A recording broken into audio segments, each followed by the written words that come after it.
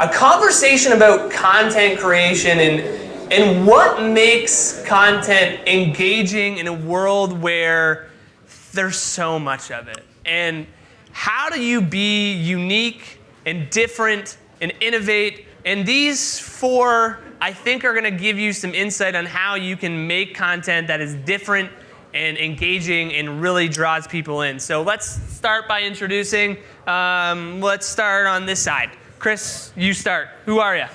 So I'm Chris, and I make lots of short-form content on Instagram, YouTube Shorts, silly little reels, and a lot of long-form content on YouTube in the camera gear kind of tech space. Anthony. I'm Anthony, last name Gugliotta, if you're wondering how to say it. I do a little bit of YouTube, a little bit of Instagram, a little bit of TikTok. That is my full-time thing. I get that question a lot, but yeah, that's what I do. Lee.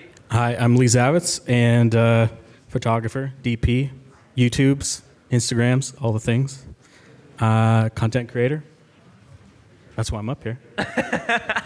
My name is Kofi, not pronounced coffee. I'm a camera operator, a DP. I do a lot of YouTube stuff, and I talk about mistakes I make so you don't make the same ones.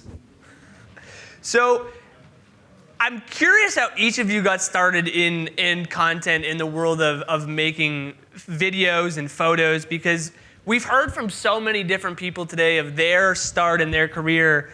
And everyone kind of starts on a different path, but there's always seemed to be these crossover lines. So Kofi, how did you get started creating content? Oh, we're gonna start with the funny one.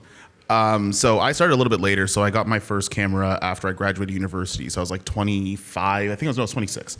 And after university, as some of you guys might know, sometimes you don't get the best jobs in the world, and sometimes you're just a broke student figuring it out.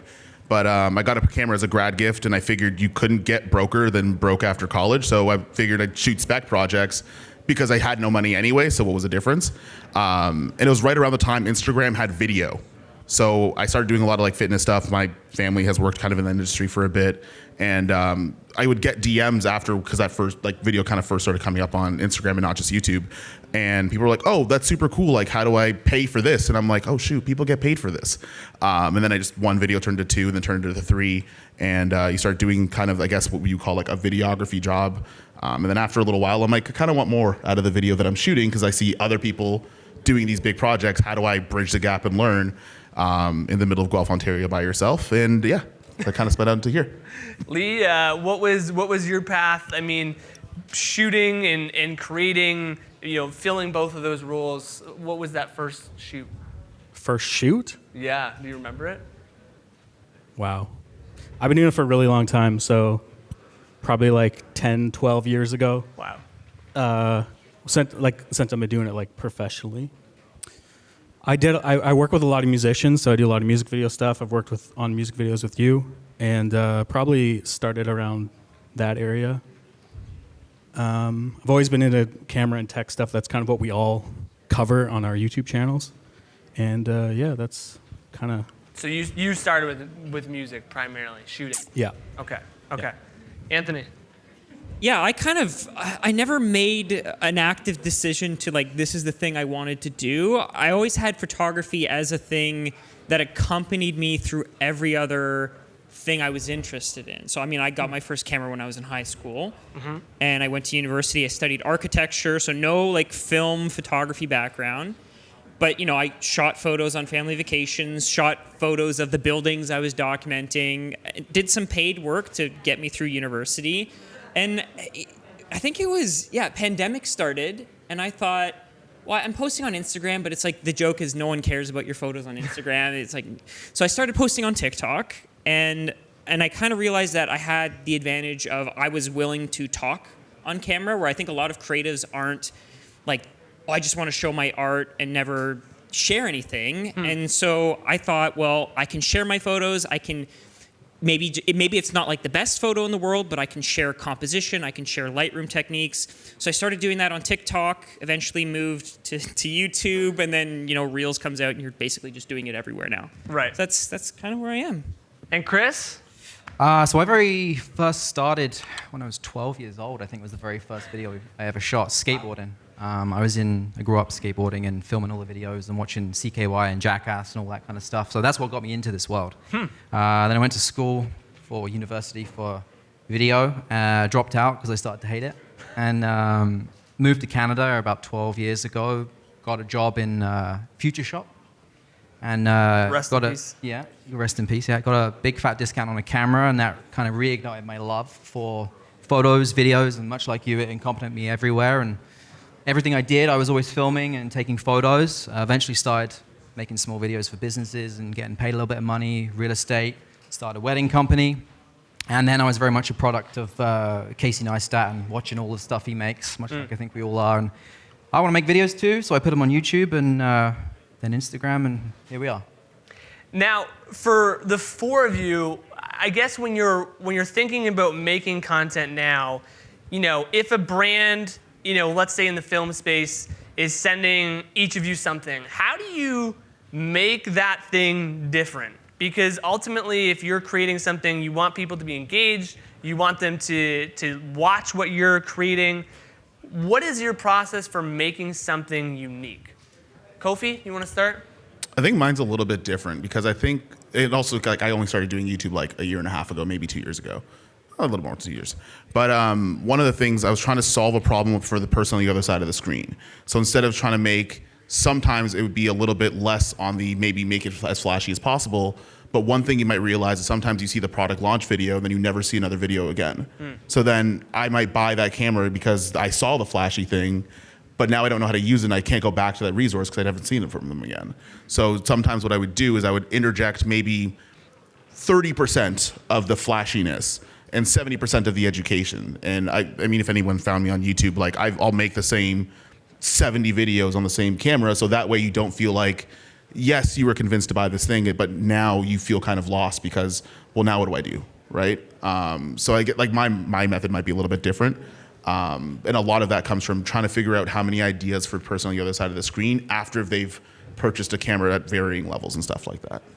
Chris, I'm going to turn it to you for a sec because I remember when I first met you, you're making a reel when we were at Profusion, and I was like, what is this guy doing? Yeah.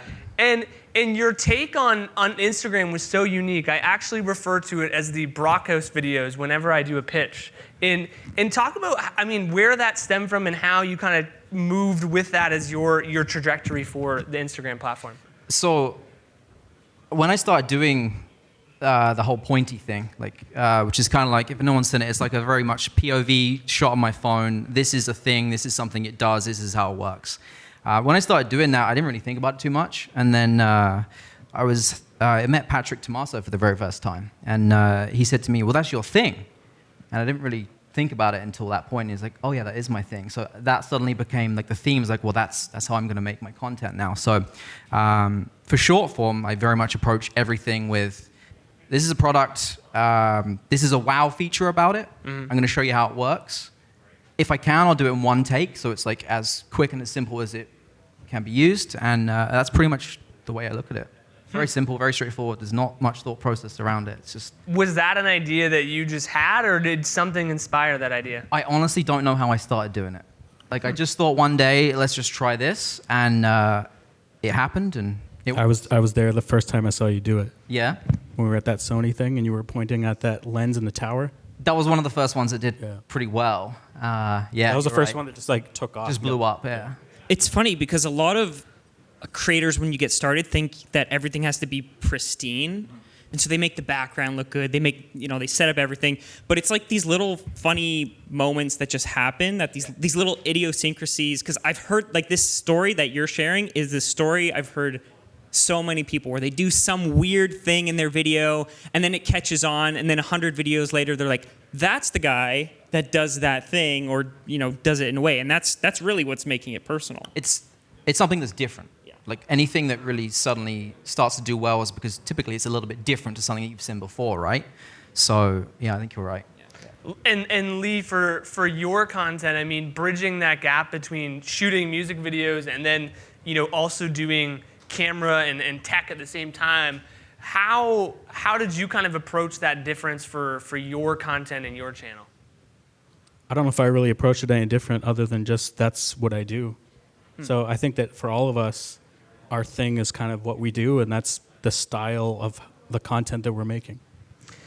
What Go ahead, Anthony. I was going to say, I think we all approach it. I mean, maybe I'll speak for myself here. Is I like to make the videos that I like to watch, and so whether there's another I mean, we're all inspired by different people. That's how I started. Yeah. Because I wanted to see the specific thing that no one was doing. Yeah, and I think in the same way that you do your pointing thing, or I'll do my like rate this photo spot gag or whatever. It's for me seeing the product, because I guess if we're just going to talk about we all do camera stuff, like seeing the product in use, creating like a positive association, like, oh, Anthony is out, I don't know, shooting landscape photos, and I'm interested in watching him do that, and now he has the latest whatever it is, and you put those two things together, and you're making it personal in a way that no one else can replicate. They can do it in their own way, but it's never quite the same as the way you do it. Do you think a lot of it is based on personality? Oh yeah. Yeah, absolutely. I think, especially because you're watching a person, right? And people are the ones on the other side of the screen. It's not necessarily a business. So when it feels kind of impersonal, in anybody watching the analytics, if you ever watch a video that doesn't feel personal, you'll see the drop off. And even when you're watching videos, you're like, oh, this just sounds like a corporate robot. Then I'm like, I could read this in 30 seconds. I'm not going to spend 8.5 minutes watching it, right? So how do you stay original to yourself, but also work with those brands and say, you know, I'm going to get paid from X brand, but I also want to be true to my own self? That is something that is still a daily challenge, because your brand will reach out to you and want to feature a product, for example, and they'll want it to be on your page, and you have a style, but then they come to you with a directive that's something that's completely unrelated to the way that you would typically shoot, and it's a lot of pushback. It was like, well, do you want it to do well? Do you want it to actually be on brand with how I shoot? It's a lot of back and forth, and it's still an issue today, I'd say. Anthony, Kofi, how do you manage that? I'm going to say I have a question about that, and does that happen with growth? Because like it's been maybe a solid year since I've been working with brands and stuff like that, and very seldom do they have a direction. Like the only time I've been told to change something was something I legitimately got wrong. Yeah. Like I would say like this is a 15 to 35 and it's a 16 or something, but I've never gotten anything in terms of I want you to say this in a particular way. A lot of the times emails are, and I was almost gonna push back, but I don't know if it's different at different levels. Where Certain brands. So yeah. There'll be like guidelines you have to follow. Yeah, because like I've gotten guidelines for specs that they want to portray, but not necessarily how you're supposed to say it. So I had, and I won't name any names, but they are a very large brand, and I had some deliverables due, and I sent them the one deliverable, and they kind of gave me free rein on how to make it, so I made it exactly how I'd make a normal reel. And they pushed back and said, we don't like that. We don't want you to post that. And I pushed back and said, I'm going to post it. It's on brand. And I did post it, and I think it was my fastest performing reel I've ever had. And I got an email back from them about 2 weeks later saying, we should have trusted you. Yeah. So that's what I want to start to see more of. So if you're going to make something engaging or viral, trust your gut. Essentially. Anthony? Yeah, I think it really depends at what level you're operating at. In a sense, like I agree. Like you're the creative, you are the person writing the script, and you know what works well. And so, I would question if a brand is coming to you and saying, "No, we want you to." Like some brands want you to say, you know, the name of the product in a specific way, and you're like, okay, if I say that, I'm going to lose half the audience before we get 10 seconds into the video. And so I think you learn through the process of. You will work with different brands. Okay, maybe I'm not going to work with that brand again. And like what you're saying, I think the best case scenario, because I've like what you're describing, I've had the exact same thing. Like a brand was like, we don't want this, and I think at some point you just have to put your foot down and say, listen, this is what's going to work well. Just trust me, and more than likely it'll work out. And I think at any level, if you want to stay true to yourself, whether you're being the person on camera or you're behind camera, if you're selling out and not keeping your ideas to what you believe in or what you're shooting, you're just going to become someone else. And I think we see that a lot, especially in the social side of things, YouTube, is people just become other people. I feel like I've done that, and I'm just like, that's not who I am. And so I'm curious, how do you stay true to who you are and also make a living? Do the two have to be mutually exclusive? Like I don't know. Like, and that might be, and again, that might be just being a little bit newer. But I think if the brand is reaching out to you because they want you to make the video, why would I show up making the video somebody else? You know what I mean? And there's certain ways where you could, code switching, I guess is a word that people use, right? Like you talk differently to your friends than you would to your parents. That's still your personality regardless. And the way that I look at it with some brand partnerships is maybe I won't make as many like inappropriate jokes in a video or things that might not be friendly to a brand of any kind, whether it's something that's more in line or not, right? But I could still talk about a gimbal with my personality, and not have to put on your representative or that kind of company face at the same time and still make a good video that a brand wants to make, or the brand wants to have, right? Anthony, I want you to think about the best performing video you've had. What made that video successful? Okay, we have to distinguish shorts or long form. Long form. Long form, it's easy. It's a tutorial. Tutorials are, for me, the bread and butter of what people find. And it's just because you're providing a piece of information, you optimize it for search, and it's an evergreen piece of content that just continues to perform. It's continued value. So in an area where people are continuously maybe putting out the same information, the same tutorial, how does one make that pop? I think, okay, so, I mean, I can speak to the videos that I've had pop, is that I saw the videos that were being made, and I identified a part of it that I was like, I maybe don't like the way people are describing it, because it was either slightly not the way I would do it, or I thought there was a piece of information missing. And so the videos that have done well, I brought a twist to it that was maybe like the way I explained it was a little bit different, or like I added a piece of information, whereas maybe someone would, I mean, I think a lot of the times we try to simplify things for an online audience and not get technical, whereas the videos that I've had that have performed well, I've actually done the opposite and gotten maybe a little bit more technical. So I think that switch up maybe for me has helped a little bit. I don't know. I mean, the four of you have to share a lot of content. How do you balance the amount of content that you share with keeping true to your profile on that social platform? It's Lee? more than just the four of us. It's thousands of people. Thousands of people. Yeah, many in this room probably too. I don't really have an answer for that. I think it's just like it comes down to who you are and what people want to see. So if you were working with a brand on a piece of content that was viral, how do you distinguish something that's going to be for you versus working with the brand and getting paid? Like being posted on social? Yeah. I don't know. I try not to differentiate the two. Like I try and look at it from the It same feels the same. perspective. It feels the same, sort of. I would do this exact same thing. So you would do the same thing? I try to, yeah. Like I think that's how you stay Yeah. true to yourself. Like you try and like, I'd Yeah. say the best performing stuff I've had is where there was an intersection between the two, right? Where you make something that might be for a brand, but you're also doing it for yourself because ultimately you choose to work with a brand, right?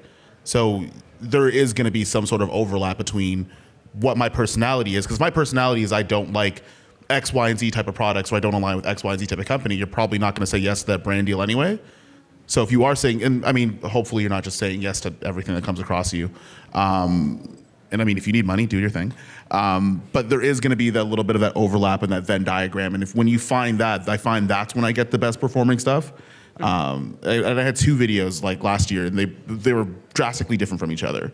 One was just a panel discussion. That was one of the highest viewed ones on the channel. Chris, you're This on it. panel discussion? This one's next. Yeah, it is. This was the next one.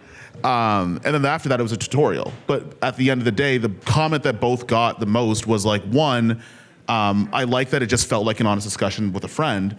And the tutorial, one of the most common things is, and I don't know if anybody in the room experiences this, but sometimes when you're watching tutorials when you're starting on YouTube and stuff, sometimes you might feel like you're being talked down to. And I think one of the biggest things that I, like at least in the growth of stuff, when I put out a lot of content and education and stuff, is I try to not do that. I try to not present information so much so as I am up here and you are down here. It's more like, hey, I tripped over that rock down the street. Watch out for the rock. Right. Right. So everyone's at the same level. Yeah. yeah, like you've got to have that like realism. Like part of who you are in it as well. It's not just like don't cut out all the fat. Like leave some of who you are as a person in the video. I think that's what distinguishes it a little bit. If you're creating content where you're hesitant to start it, how do you overcome that barrier of like, I want it to be good, but I also just want to start making the thing that could get me in the faces of the right brands, get that exposure of my brand out there? I'll tell you when I figure it out. I don't know. Just get really comfortable being trash in the beginning and just laugh at yourself later on. You got to expect to not be perfect or the best at the start. It takes a really, really long time to get comfortable on camera. Like really. And the only way you're going to get better is by practice, which means you're going to be terrible. I'll tell you this. I've done full recordings for a YouTube video and then finished. I'm like, you know what? It was too dry. It was too boring. I'm just going to, like, I've done it again, which is embarrassing to say, but I think we've all done that, where we're like, we didn't like that take. And the second take, I was like, you know what? I'm not going to look at my notes as much. I'm just, however it comes out, however it flows, if I make a mistake, I'm leaving that in the video because, yeah, you're right. Exactly what everyone was saying. I The made outtakes 30 are the YouTube funniest videos part. that never got posted. It is. The outtakes are the best. That's how I like to end all my videos, but maybe we'll start with them. All right, let's open it up to some audience questions. What are you curious about when it comes to creating content that potentially gets more engagement or is more viral? Rank each other best, worst. No. You upload a video, it's 10 out of 10. How do each of you move forward with that 10 out of 10? Do you change title thumbnails? Do you abandon it? Do you delete it? I'm stubborn, so I'll just make another video, to be honest with you. Yeah, give up and move on. Let it go. Title and thumbnail change. I've tried it close to hundreds of times. It doesn't work, in my opinion. It can work. I think it depends on the video. I think if it's 10 out of 10, I think it's an indicator that maybe like the expectation that you set in the title didn't match the thumbnail or didn't match the intro. And so maybe it didn't get recommended or your audience didn't like it. Like there's a lot of variables there. I've definitely tried changing thumbnails and retitling stuff, but sometimes there's only so much you can do because like I recently put out a Lightroom tutorial thinking, well, all my Lightroom tutorials, they do well in the long run, but they don't do well initially. So I'll see the 10 out of 10 and I'll be like, okay, you know what? I'm going to leave it. Maybe in a week, in 2 weeks, in 3 weeks, I'll try changing it. But for the most part, it's not like it's going to magically go to a 1 out of 10. I was going to just piggyback off that one. But I think also understanding, especially if you guys are making YouTube content, that there's more to it than how many views come up. Some videos aren't necessarily made to get a ton of views, but some of them also might be the most financially benefiting from you. So in a way to explain that, sometimes you have things like affiliate links, or maybe it's a sponsored video. There are more than one way to win, quote unquote, from a video than just what the view count says out of a 10 on 10 score. And you might have something that's a 7 out of 10 that's paying your rent currently, and a 1 out of 10 that's made you $0 over the last 2 years. So just understanding that there's more to it than just what the view count is. View count in terms of like pay, if you're looking at it from an AdSense point of view from YouTube, is the lowest in terms of what you make. So it doesn't really matter in that sense. It doesn't. Yeah, I think everyone on this panel has some form of like LUTs or presets or something. And I know for me, I've had videos that are like bottom tier, but because they had something associated with it where I was solving a problem, like a much larger percentage of the people watching that video are like, Anthony is solving my problem because he's selling something or providing a solution. I'm going to go through and click and follow and do whatever. And like everyone's saying, those are the successful videos. Even though they didn't get 100,000 views, it's like, it's a good video. I also have something to say too, because I haven't answered your question there. What I'll also find too is like a 10 out of 10 may not be like a hot topic video, which is what we all sometimes want to chase, that 1 out of 10. But that video will probably just go whoop and then sit there. And then the 10 out of 10 video with like a slow slope, and like 2 years from now might pass that. Yeah. So at the end of the Gotta write day, it down. if you're creating, oh, we got a question. Yeah, go ahead.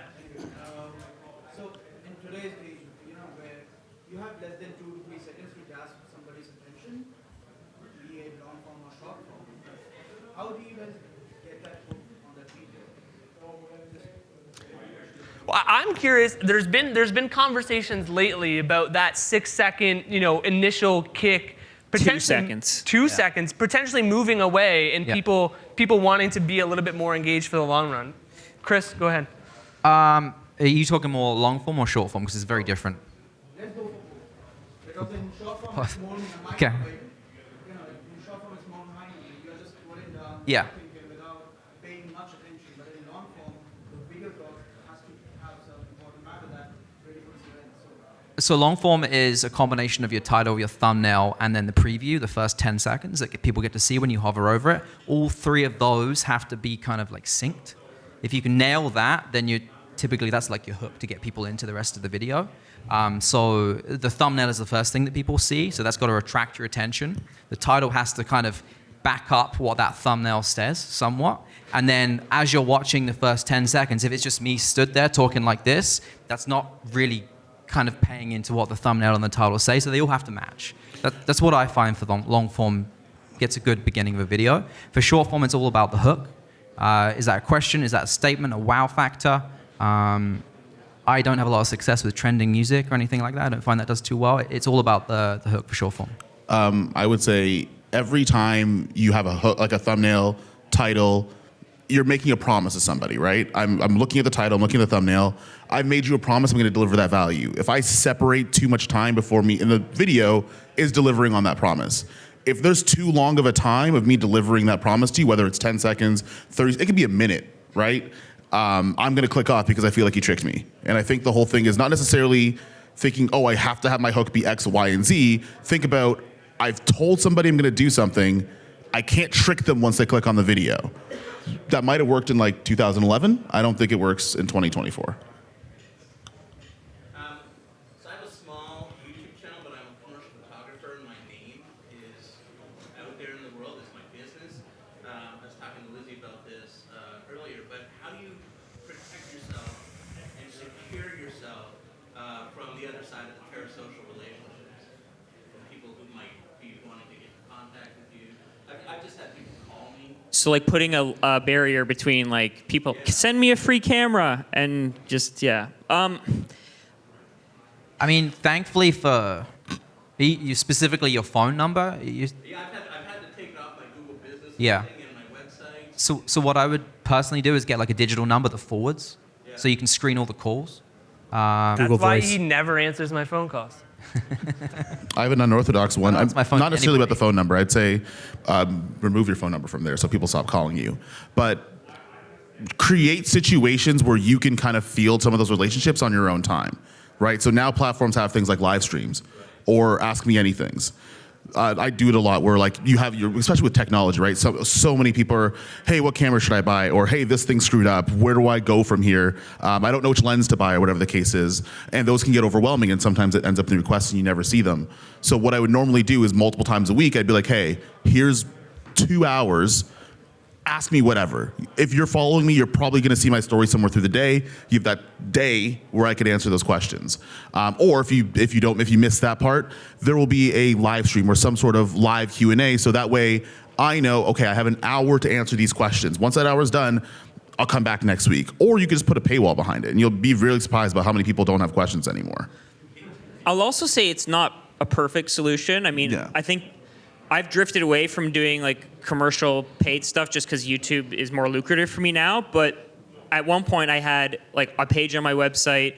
This is for like commercial business inquiries, and it's not just an email, it's like a form that's an intake like to your customer, whatever.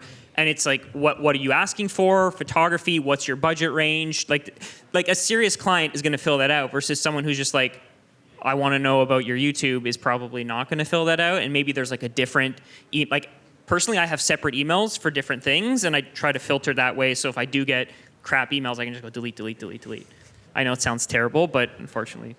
No, when you're getting an influx of messages, I mean, you have to be able to balance that. And I think getting the separate phone number, having separate emails, creating that separation between the two is really the key. And I think going forward, I mean, we're only going to see people be easier to access, so trying to separate that, and it creates a balance from that technology of constantly being on all the time as well too.